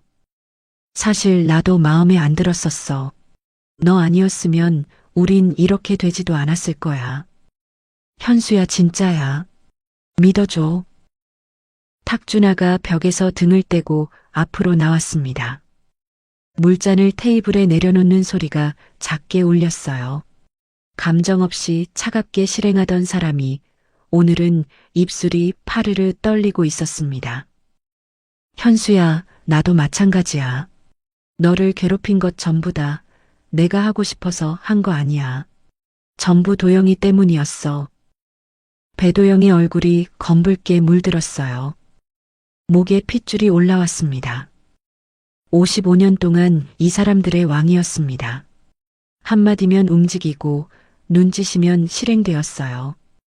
그 충성이라고 믿었던 것이 공포였다는 것을, 그 공포가 사라지는 순간 칼끝이 자기에게로 돌아온다는 것을 배도영은 오늘 처음 알았습니다. 야, 이 치사한 새끼들아. 너희도 같이 웃었잖아. 배도영이 소리쳤어요. 목이 쉰 소리였습니다. 홍찬우에게 손가락질을 하면서 말했습니다. 현수야, 형님이 주시는 건데 빨리 마셔. 그거 누가 했어? 네가 했잖아. 탁준아에게 돌아섰어요. 네가 현수 옆구리를 발로 찼잖아. 내가 시키기도 전에 네가 먼저 일어나서 찼어. 방 안이 조용해졌습니다. 배도영의 숨소리만 거칠게 울렸어요. 홍찬우는 바닥에 무릎을 꿇은 채 고개를 숙이고 있었고 탁준아는 입술을 깨물며 바닥을 보고 있었습니다. 현수는 벽에 등을 기댄 채 55년 동안 자기를 짓밟았던 사람들이 서로를 물어뜯는 것을 바라보고 있었습니다. 단 한 번도 이 광경을 상상해 본 적이 없었어요. 그때 갑자기 배도영의 시선이 테이블 위에 잿더리에 멈췄습니다. 유리 잿더리 안에 담배꽁초 2개가 찌그러져 있었어요. 배도영은 손을 뻗어 그 잿더리를 집어들었습니다. 그리고 그 옆에 있던 막걸리 병을 들어 잿더리에 붓기 시작했어요. 누런 막걸리가 담배꽁초 위로 쏟아졌고 재가 떠올랐고 꽁초가 둥둥 떠다녔습니다. 잿빛 막걸리가 유리잔 가장자리까지 차올랐어요. 방 안의 모든 시선이 잿더리 위에 얼어붙었습니다. 현수의 숨이 멈췄어요. 석 달 전 이 방에서 저 잿더리를 입에 대고 눈을 감았던 기억이 온몸을 관통했습니다. 저 잿더리 막걸리를 마셔본 사람만이 느낄 수 있는 역겨움과 공포의 덩어리였어요. 현수의 등이 벽에서 떨어졌습니다. 자기도 모르게 한 발 뒤로 물러났습니다. 그런데 배도영은 그 잿더리를 현수에게 밀어주지 않았어요. 대신 갑자기 그 잿더리를 들더니 자신의 입으로 가져갔습니다. 홍찬우의 고개가 올라왔어요. 탁준아의 눈이 커졌습니다. 화려한 천장 조명 아래에서 그 천하의 배도영이 잿더리에 담긴 막걸리를 손에 들고 잿빛 막걸리를 들이키기 시작했습니다. 제가 입안에서 거칠게 긁혔을 거예요. 담배꽁초의 쓴맛이 혀 위에 퍼졌을 겁니다. 배도영의 얼굴이 잠시 일그러졌어요. 하지만 질끈 눈을 감았습니다. 그리고는 목젖이 위아래로 움직이며 삼키는 소리가 조용한 방 안에 울려 퍼졌어요. 한 방울도 흘리지 않고 다 마신 후에 잿더리를 테이블 위에 내려놓았습니다. 유리가 대리석에 부딪히는 소리가 방 전체를 울렸어요. 배도영의 입 언저리에 잿빛 막걸리가 묻어 있었습니다. 손등으로 닦으면서 현수를 올려다봤어요. 충혈된 눈에서 눈물인지 알코올인지 모를 것이 흘러내리고 있었습니다. 이거면 안 되겠냐? 장난은 이쯤하고 우리 이제 다시 원래대로 좀 돌아가자. 현수야 어때? 현수의 무릎에서 힘이 빠졌어요. 벽을 짚지 않았으면 쓰러졌을 겁니다. 55년 동안 저 잿더리를 마시라고 시키던 사람이 오늘은 미친 놈처럼 자기 입으로 마시고 있었습니다. 이거면 안 되겠냐라는 그 말 속에는 사과가 아니라 거래가 들어 있었어요. 미안해서 마신 게 아니었습니다. 살려달라고 마신 거였어요. 55년간 자기가 시킨 것이 어떤 것이었는지를 자신의 혀 위에서 느끼면서도 이 사람은 그것을 반성이 아니라 협상 도구로 쓰고 있었습니다. 광로진이 문 옆에서 소리 없이 주저앉았어요. 두 무릎이 바닥에 닿았습니다. 두 손으로 얼굴을 감싼 채 어깨가 떨리고 있었어요. 방 안에 5명이 있었지만 서 있는 사람은 현수 하나뿐이었습니다. 55년 동안 이 방에서 가장 낮은 자리에 있던 사람이 오늘은 유일하게 서 있었어요. 현수는 아무 말도 하지 못했습니다. 사실 이 5명 중에서 현수가 지금의 상황을 가장 받아들이지 못하고 있었어요. 그때 방 바깥 복도에서 구두 소리가 들렸습니다. 한 쌍이 아니었어요. 여러 쌍의 구두 소리가 일정한 간격으로 다가오고 있었습니다. 방 안의 5명 모두가 문 쪽을 바라봤어요. 문이 열렸습니다. 남 실장이었습니다. 검은 정장에 넥타이 핀 하나까지 흐트러짐 없는 사람이었어요. 뒤에 수행원 2명이 서 있었고 한 사람은 접이식 스크린을 들고 있었습니다. 남 실장이 방 안을 한번 둘러봤어요. 그의 눈에 배도영의 입술에 묻은 잿빛 막걸리가 들어왔고 나머지 사람들이 바닥에 주저앉아 있었습니다. 이 방 안에서 무슨 일이 벌어지고 있었든 이 사람에게는 처리해야 할 업무일 뿐이었어요. 실례하겠습니다. 남 실장이 수행원에게 눈짓을 보냈어요. 수행원이 방 한쪽 벽에 대형 스크린을 펼치고 노트북을 연결했습니다. 방 안에 5명 모두가 그 움직임을 바라보고 있었어요. 배도영이 자리에서 반쯤 일어나며 소리쳤습니다. 야, 너 누구야? 여기 프라이빗 룸이야. 당장 안 나가? 남 실장이 배도영을 바라봤어요. 눈이 마주쳤습니다. 배도영의 소리가 남 실장의 눈앞에서 허공으로 흩어졌어요. 2천억짜리 건설사 대표의 호통이 이 사람에게는 바람소리만큼도 되지 않았습니다. 남 실장은 대답 대신 리모컨을 들었어요.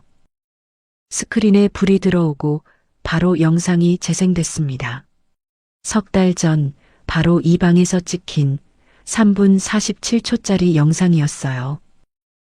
화면 속에서 배도영이 막걸리 병을 기울여 현수의 머리 위에 붓고 있었습니다. 누런 막걸리가 흰 머리카락 위로 쏟아지고 이마를 타고 흘러내려 턱 끝에서 방울이 맺혀 떨어지는 장면이 대형 스크린 위에 선명하게 펼쳐져 있었어요. 화면 속 배도영의 입이 움직였습니다. 야, 이거 마시면 좋아진 거야. 옛날에는 여기다 오줌도 타서 마셨는데 세상 많이 좋아졌지? 배도영의 목소리가 스피커를 통해 방 안에 울려 퍼졌어요. 석 달 전에 웃으면서 했던 그 말이 오늘은 스크린 위에서 울려 나오면서 방 전체를 짓눌렀습니다. 화면 속 홍찬우가 박수를 치며 하하, 세상 많이 좋아졌어. 현수야 라며 웃었어요. 탁준하가 무표정하게 잔을 기울이고 있었습니다. 배도영이 스크린을 올려다봤어요. 자기 얼굴이었습니다. 자기 입에서 나온 말이었어요. 자기 손이 막걸리를 붓고 자기 손이 잿더리를 밀어주고 자기 입이 마셔라고 명령하는 장면이 대형 화면 위에서 재생되고 있었습니다. 배도영의 얼굴에서 핏기가 빠져나갔어요. 화면이 바뀌었습니다. 현수가 잿더리를 입에 가져가는 장면이었어요. 눈을 감고 잿빛 막걸리를 삼키는 현수의 얼굴이 화면 가득 잡혀 있었습니다. 제가 이 사이에 끼는 것을 참으면서 눈을 감고 삼키는 그 표정이 스크린 위에서 방 안의 모든 사람을 내려다보고 있었어요. 홍찬우가 바닥에서 고개를 들었습니다. 화면 속 자기 모습을 봤어요. 박수를 치며 웃고 있는 자기 얼굴이 대형 스크린 위에 선명하게 잡혀 있었습니다. 콧물이 묻은 얼굴 위로 새로운 공포가 올라왔어요. 탁준하가 벽에서 등을 뗐습니다. 화면 속에서 자기가 현수의 옆구리를 구두로 차는 장면이 지나가고 있었어요. 감정 없이 차갑게 실행하던 바로 그 장면이 지금 이 방에서 증거가 되어 재생되고 있었습니다. 광로진은 주저앉은 채 스크린을 올려다보지 못했어요. 배도영의 마셔, 홍찬우의 웃음, 현수의 기침 소리가 스피커를 통해 방 안을 채우고 있었습니다. 현수의 눈이 커졌어요. 자기가 잿더리를 마시는 장면을 자기 눈으로 보고 있었습니다. 누가 찍었는지 몰랐어요. 왜 이 영상이 여기에 있는지도 몰랐습니다. 하지만 화면 속에서 눈을 감고 잿더리를 삼키는 자기 모습이 타인의 시선으로 보이는 것은 처음이었어요. 55년 동안 자기 안에서만 느꼈던 수치가 스크린 위에 적나라하게 펼쳐져 있었습니다. 현수의 손이 가슴 앞으로 올라왔어요. 자기를 감싸 안으려는 듯 두 팔이 가슴 위에서 교차했습니다.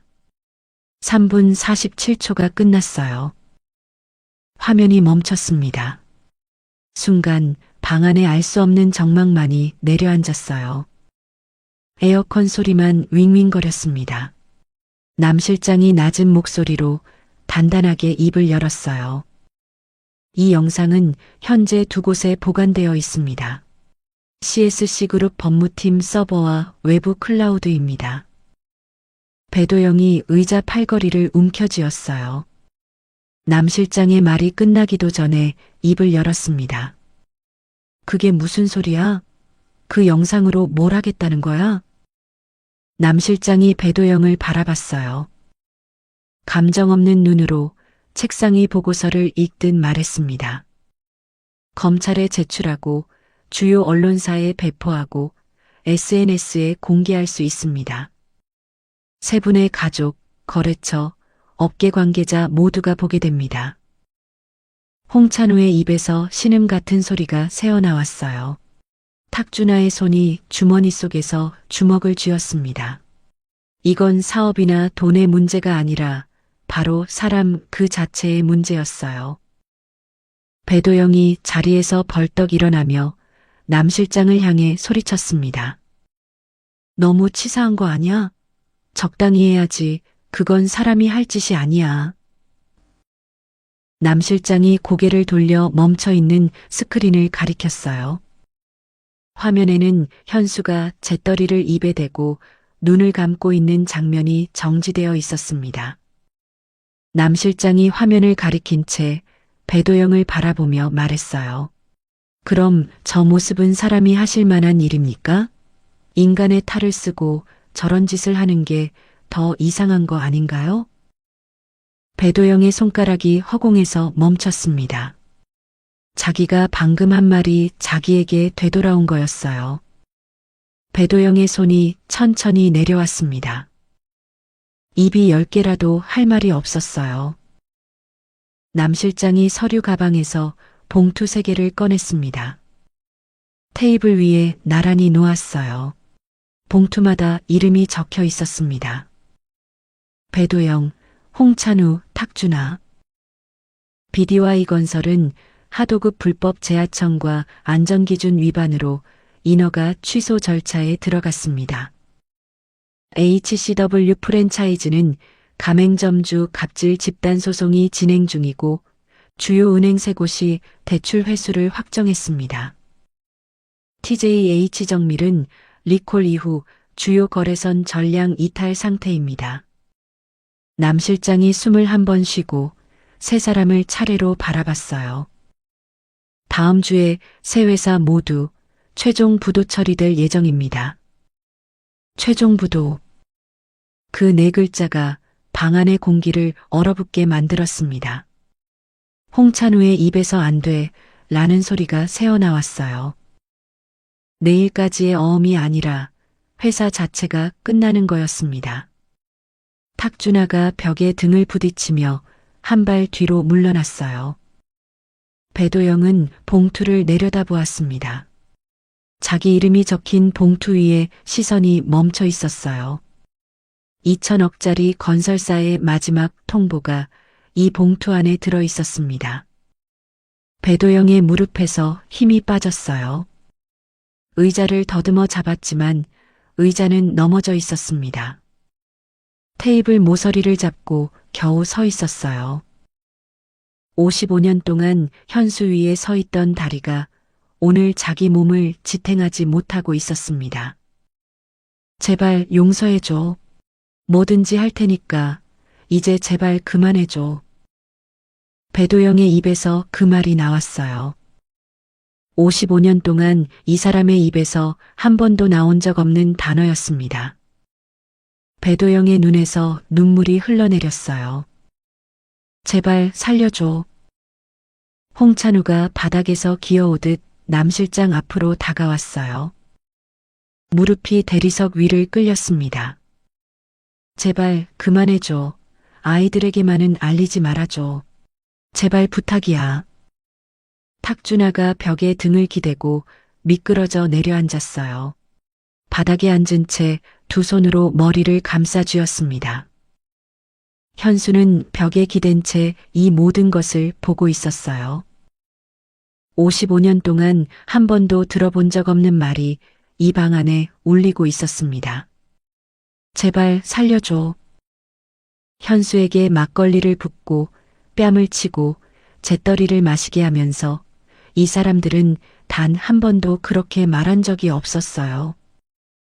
현수의 눈가가 떨렸어요. 55년이라는 시간의 무게가 한꺼번에 가슴 위에 올라앉는 것 같았습니다. 남 실장은 세 사람의 제발 살려줘라는 말을 듣고도 눈 한 번 깜빡하지 않았어요. 서류 가방을 닫고 한 발 뒤로 물러나며 문 쪽을 바라봤습니다. 그때 복도에서 또 다른 느낌의 구두 소리가 들렸어요. 이번에는 한 쌍이었습니다. 가볍고 날카롭고 일정한 간격의 구두 소리였어요. 하이힐이었습니다. 그 소리가 복도를 지나 VIP룸 앞에서 멈췄어요. 문이 열렸습니다. VIP실 문 앞에 정장 차림의 채아린이 서 있었어요. 석 달 전 복도에서 문틈 사이로 이 방을 들여다보며 눈물을 흘리던 며느리가 오늘은 문 정면에 서서 방 안을 바라보고 있었습니다. 며느리로서의 평상복이 아니라 공식 석상의 검은 정장이었습니다. 7년 동안 입지 않았던 옷이었어요. CSC그룹 투자 전문 총괄 부사장이 입던 바로 그 정장이었습니다. 어깨 선이 날카로웠고 구두 뒤축이 대리석 위에서 한 번 소리를 냈어요. 할인의 눈빛은 된장찌개를 끓여들이며 미소 짓던 그 며느리의 눈이 아니었습니다. 52층에서 서울을 내려다보며 2조 원짜리 안건에 서명하던 그 여자의 눈이었어요. 배도영이 할인을 봤어요. 모르는 여자였습니다. 친구들 중에 어떤 사람도 이 여자의 얼굴을 알지 못했어요.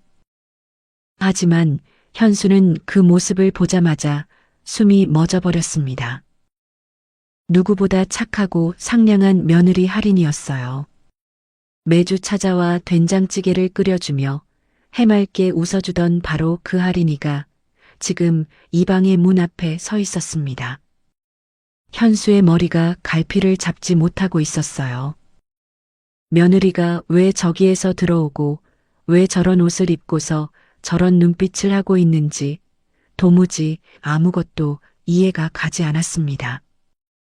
할인이 천천히 방 안으로 들어섰어요. 하이힐이 대리석 위에서 두 번 소리를 냈습니다.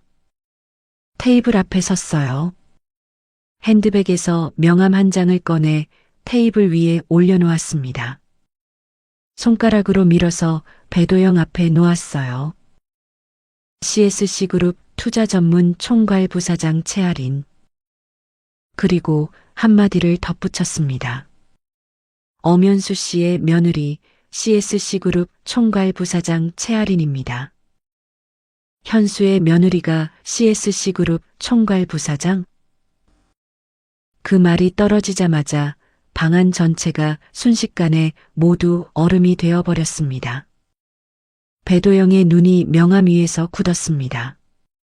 글자를 읽고 또 다시 읽었습니다. CSC그룹 채아린. 글자가 눈앞에서 조립되고 있었어요. CSC그룹 회장 최상철의 성이 최 씨였습니다. 바로 그 CSC그룹의 후계자였습니다. 석 달 동안 자기 회사를, 홍찬우의 회사를, 탁준하의 회사를 무너뜨린 그 CSC그룹이었어요. 그 그룹의 총괄 부사장 이름에 할인이 적혀 있었습니다. 배도영의 고개가 명함에서 할인에게로 올라갔어요. CSC그룹의 후계자가 현수의 며느리라고? 입이 벌어졌습니다. 다치지 않았어요. 3초 동안 아무도 말하지 않았습니다. 숨소리도 들리지 않았어요. 방 안의 시간이 정지한 것처럼 5명의 시선이 할인에게 꽂혀 있었습니다. 홍찬우의 입이 떨렸습니다. CSC 유통이 자기 회사의 식자재를 끄는 이유를 3달 동안 찾지 못했었어요. 그 답이 지금 눈앞에 서 있었습니다. 탁준아의 눈이 흔들렸어요. 품질 감사가 갑자기 들어온 이유, 리콜이 결정된 이유, 그 모든 것의 출발점이 이 여자였다는 것을 지금 알게 된 거였습니다. 하지만 여기 있는 모든 사람들 중에 가장 충격을 받은 사람은 다름 아닌 시아버지 현수였습니다. 현수의 무릎에서 힘이 완전히 빠졌어요. 벽을 따라 천천히 미끄러져 바닥에 주저앉았습니다. 며느리가 CSC 그룹이라는 말이 귀에 들어왔지만 뇌에 닿지 못했어요. 매주 된장찌개를 끓여주던 그 순박한 아이가 CSC 그룹 후계자라는 것이 눈으로 보고 있어도 전혀 이해되지 않았습니다. 할인이 입을 열었어요. 배도영을 바라보고 있었습니다. 재떨이에 담배꽁초 넣어서 막걸리 부어 마시라고 한 사람이 지금 제발 살려달라고요? 배도영의 어깨가 움찔했어요. 할인의 시선이 홍찬우에게로 옮겨갔습니다. 형님이 주시는 건데 빨리 마셔. 하면서 박수 치던 사람이 지금 제발 그만해 달라고요? 홍찬우의 고개가 바닥으로 떨어졌어요. 할인의 시선이 탁준아에게 닿았습니다. 쓰러진 사람의 옆구리를 구두로 차던 사람이요? 탁준아가 눈을 감았어요. 할인의 목소리가 한 톤 낮아졌습니다. 방 안의 공기가 무거워졌어요. 아버님은 한 번도 제발 살려줘라는 말조차 하신 적이 없으세요. 현수의 어깨가 떨렸어요. 바닥에 주저앉은 채 며느리의 말을 듣고 있었습니다. 재떨이에 술을 마시고 뺨을 맞으시는 동안에도 아버님은 제발 그만해 라는 말도 한 번 하지 않으셨어요. 할인의 목소리가 미세하게 떨렸어요. 그 떨림을 억누르고 있었습니다. 자존심조차 빼앗기셨으니까요. 당신들이 제 아버님의 자아를 완전히 짓밟아 놓았으니까요. 그게 제가 여기 있는 사람들을 모두 부셔버리고 싶다고 생각한 가장 큰 이유예요. 당신들은 가장 악랄한 방법으로 한 사람의 영혼을 50년 넘게 짓밟아 오면서도 그게 얼마나 큰 잘못인지 단 한순간도 반성하지 않고 살아왔어요.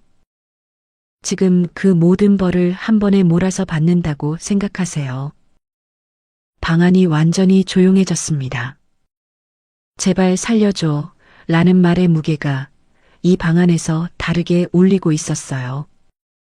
배도영이 쉽게 뱉은 제발 살려줘와 현수가 한 번도 말하지 못한 제발 그만해의 차이를 이제서야 모든 사람들이 이해하기 시작했습니다. 할인이 명함 옆에 서류 봉투를 놓았어요. 배도영 앞에 놓인 봉투와는 다른 봉투였습니다.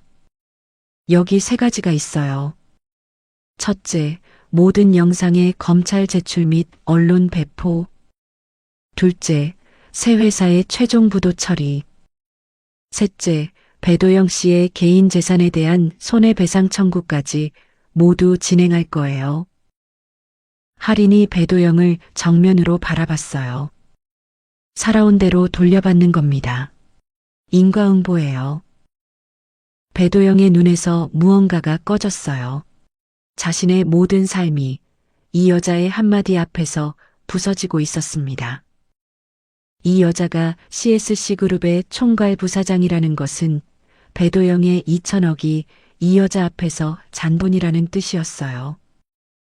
배도영의 다리가 풀리면서 무릎이 대리석 바닥에 닿았습니다. 55년 동안 현수에게만 시키던 자세를 배도영이 현수의 며느리 앞에서 하고 있었어요. 배도영 씨, 아버님은 50년이 넘는 치욕을 누구에게도 말씀하지 않으셨습니다.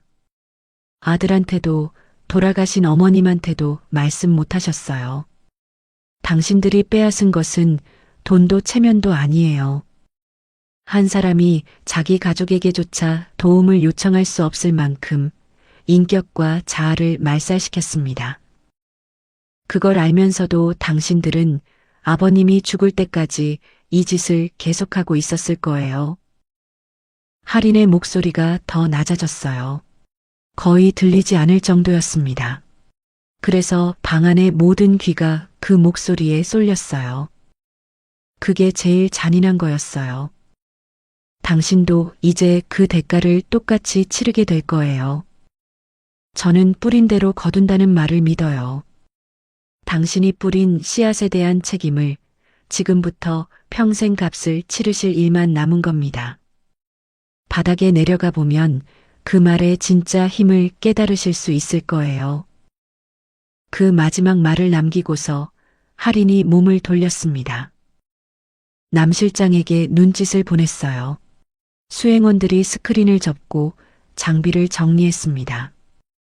할인이 문을 향해 걸어갔습니다.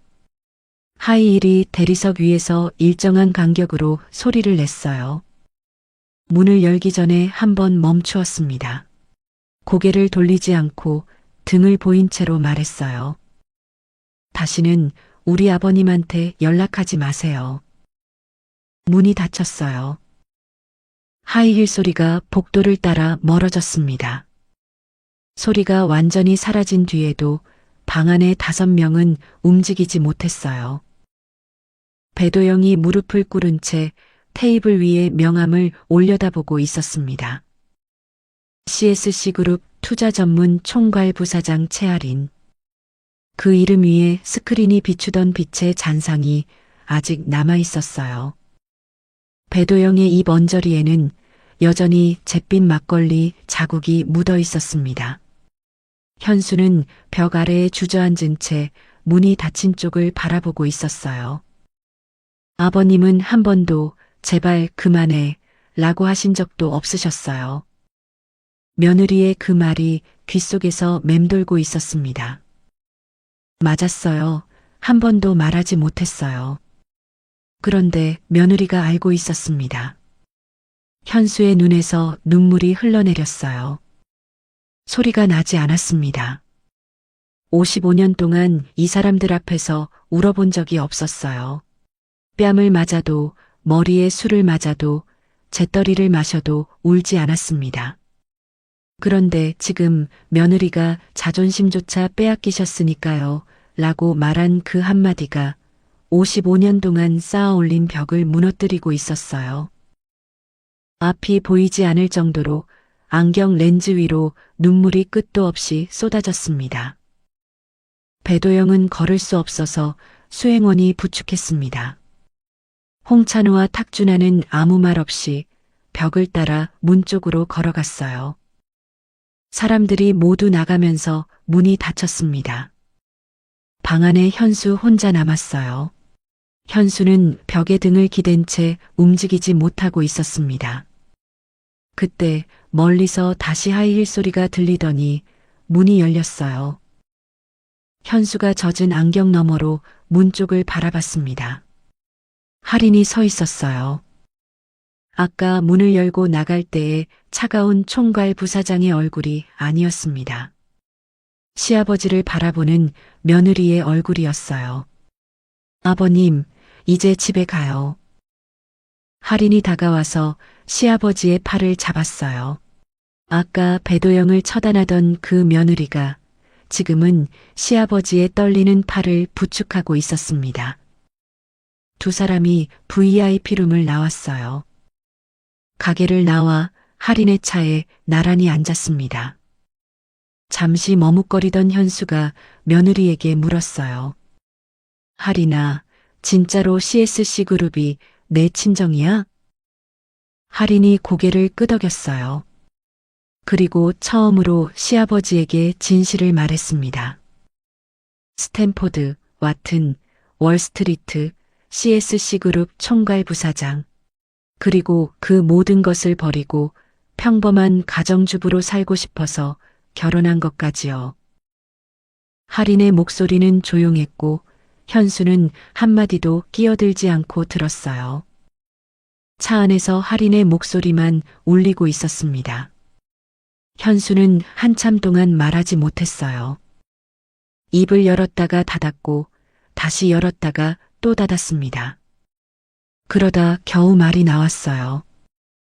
그런 집안 딸이 우리 같은 평범한 집에 시집와서 7년 동안 반찬 만들고 내 속옷 빨아주고. 눈물이 흘렀습니다. 현수의 눈가에서 눈물이 주름을 따라 흘러내렸어요. 미안하다 할인아. 고생시켰구나. 할인이 시아버지의 손을 꼭 잡았어요. 현수의 손은 크고 거칠었습니다. 55년 동안 뺨을 맞으면서도 아무에게도 말하지 못하고 혼자 저녁을 먹으면서도 외롭다고 하지 못했던 사람의 손이었어요. 아버님 때문에 고생한 적 한 번도 없어요. 아버님이 할인아, 밥 먹었어? 하시는 그 한마디가 친아버지한테 한 번도 못 들어본 말이었어요. 이 집에 시집 온 게 제 인생 최고의 선택이에요. 현수의 손이 할인의 손 위에서 떨렸습니다. 며느리에게 밥을 먹었느냐고 묻는 것이 이 며느리에게 그렇게 큰 의미였다는 것을 현수는 지금 처음 알았습니다. 현수가 앞 유리 너머로 주차장의 형광등을 바라보면서 아주 천천히 말하기 시작했어요. 나는 55년 동안 내가 아무것도 아닌 줄 알았어. 걔들이 그렇게 말했거든. 넌 우리 없으면 아무것도 아니야 라고. 목소리가 떨렸습니다. 근데 오늘 알았어. 나는 아무것도 아닌 게 아니었구나. 네가 이렇게까지 지켜줄 만한 사람이었구나. 그 한마디가 차 안의 공기를 바꿨어요. 55년 동안 아무것도 아니다라고 믿어온 사람이 오늘 처음으로 자기 자신의 가치를 발견한 것이었습니다. 며느리가 재벌 회장의 딸이면서도 7년 동안 된장찌개를 끓여준 이유가 자기가 그만한 사람이었기 때문이라는 것을요. 현수는 그것을 오늘에야 알았어요. 55년이 걸렸죠. 할인의 입술이 떨렸어요. 시아버지의 그 한마디가 7년 동안 쌓아올린 모든 것을 관통했습니다. 이 한마디를 듣기 위해 석 달을 달려온 거였어요. 할인의 눈에서 눈물이 흘러내렸습니다. 며칠 뒤 할인의 집 거실이었습니다. 나린이가 할아버지 왔다 하고 현관으로 달려갔습니다. 도윤이 과일을 깎고 할인이 부엌에서 된장찌개를 끓이고 있었어요. 찌개가 보글보글 끓는 소리와 구수한 냄새가 거실까지 퍼졌습니다. 현수가 현관에서 구두를 벗으면서 그 냄새를 맡았어요. 평범한 가족의 평범한 저녁 식사였습니다. 도윤은 끝까지 아무것도 모르고 있었어요. 나린이가 할아버지의 팔에 매달렸어요. 현수와 할인이 눈을 마주쳤습니다. 비밀을 공유하는 두 사람의 눈빛이었어요. 아들 도윤이 물었습니다. 아버지, 할인이가 만든 된장찌개 맛있으셨죠? 맛있었어. 우리 할인이가 뭘 해도 잘해. 그 말 속에는 할인만 알아들을 수 있는 무게가 들어 있었어요. 도윤이 나린을 재우러 들어간 사이 거실에 현수와 할인 둘만 남았습니다. 현수가 낮은 목소리로 물었어요. 도윤이는 아직 모르지? 네, 모르는 게 좋을 것 같아요. 할인이 시아버지를 바라보면서 미소 지었어요. 차가운 총괄 부사장의 얼굴이 아니라 평소의 따뜻한 며느리였습니다. 아버님, 제 비밀 지켜주세요. 현수가 며느리를 바라봤어요. 한 통의 전화로 중견기업 세 곳을 무너뜨린 여자가 지금 앞치마를 두르고 설거지를 하고 있었습니다. 수천억을 움직이던 손이 그릇을 닦고 있었어요. 그래, 네가 뜻이 있어 그런 것일 테니 나는 모른 척 하도록 하마. 할인이 나지막히 현수에게 말했습니다. 저는요, 그냥 조용한 현모양처가 꿈이에요. 나린이 키우고 아버님 반찬 챙기고 도윤 씨 도시락 싸주는 게 제게는 행복 그 자체예요. 현수가 작은 미소를 지었어요. 50층에서 서울을 내려다보던 여자가 30평 부엌에서 비로소 행복을 찾은 거였습니다. 우리 할인이가 우리 집 복덩이야. 7년 동안 들어온 같은 말이었죠. 하지만 오늘 그 말의 무게는 완전히 달랐습니다. 집 복덩이라는 네 글자 안에 55년의 고통을 끝내준 며느리에 대한 감사와 재벌가 딸이면서 30평 부엌에서 된장을 풀어주는 사람에 대한 경이로움이 들어 있었어요. 그리고 이 비밀을 영원히 지키겠다는 약속이 함께 녹아 있었습니다. 세 사람이 돌아간 뒤 현수는 혼자 거실에 앉아 있었어요. 핸드폰을 꺼내 동창 모임 단톡방을 열었습니다. 며칠째 아무도 글을 올리지 않고 있었어요. 그리고 55년 만에 그 단톡방을 빠져나왔습니다.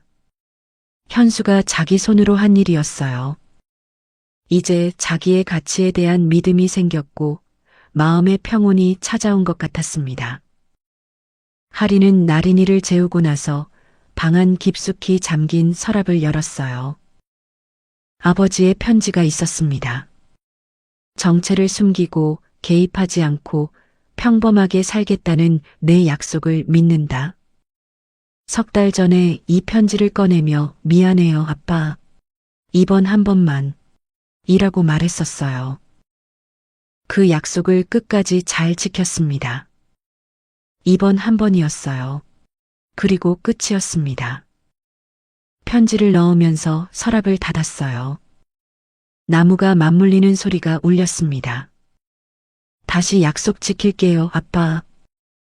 핸드폰에 문자가 하나 들어왔어요. 아버지 최상철 회장이었습니다. 잘했다. 딱 세 글자였어요. 최상철 회장은 7년 동안 딸에게 먼저 연락한 적이 없었습니다. 네가 부르기 전까지 절대 나서지 않겠다는 약속을 지켜온 사람이었어요. 하지만 오늘 짧은 세 글자를 보냈습니다.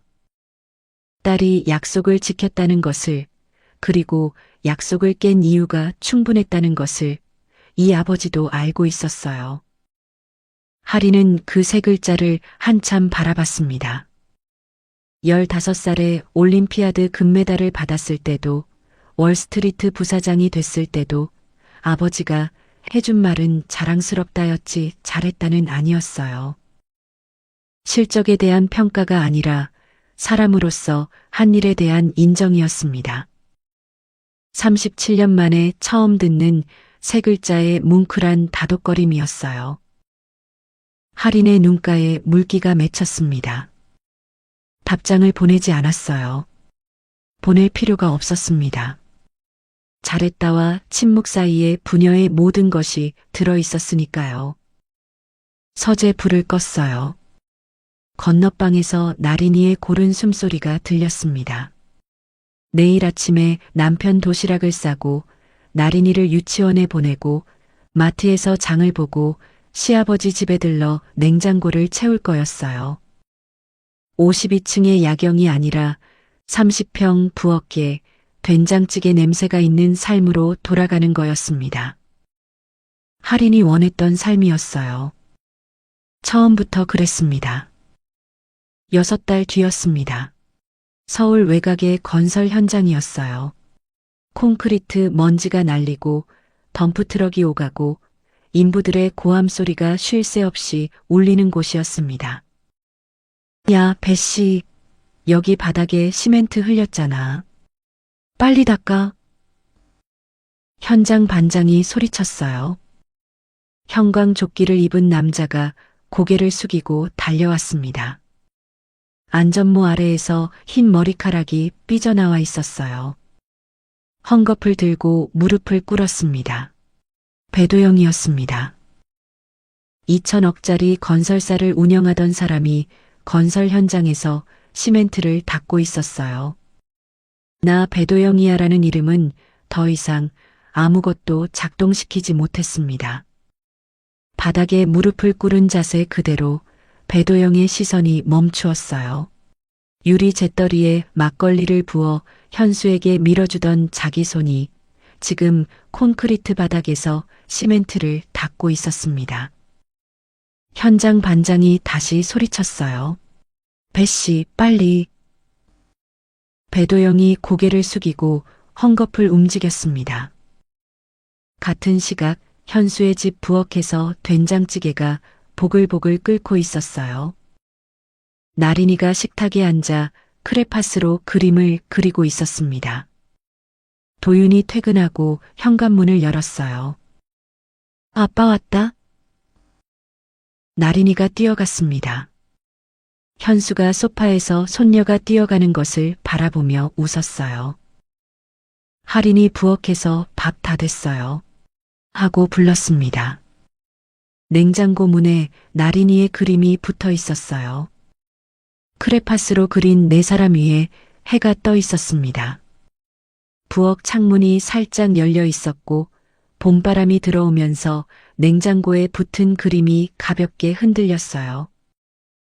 그녀의 평범한 행복은 이제 막 시작되었습니다. 제가 이 작품에서 가장 인상 깊었던 장면은 배도영이 스스로 잿더리를 마시고 이거면 되냐? 라고 말하는 순간이었습니다. 55년 동안 타인에게 시키기만 했던 사람이 처음으로 그 맛을 알게 되는 순간 혀 위에 올라온 것은 재의 맛이 아니라 자기 인생의 맛이었을 거예요. 그런데 그보다 더 오래 남는 장면은 현수가 안경을 스스로 벗는 순간이었습니다. 뺨을 맞아서 떨어진 것이 아니라 자기 손으로 벗은 것.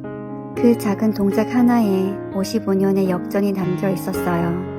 이 작품을 쓰는 내내 현수의 그 조용한 손이 눈앞에서 떠나지 않았습니다. 끝까지 긴 영상 시청해주셔서 감사합니다. 구독과 좋아요 그리고 알림 설정은 영상을 만드는 제게 너무나도 커다란 힘이 됩니다. 짧은 시간 내셔서 꼭 부탁드릴게요. 어디서든 건강하시고 행복하세요. 감사합니다.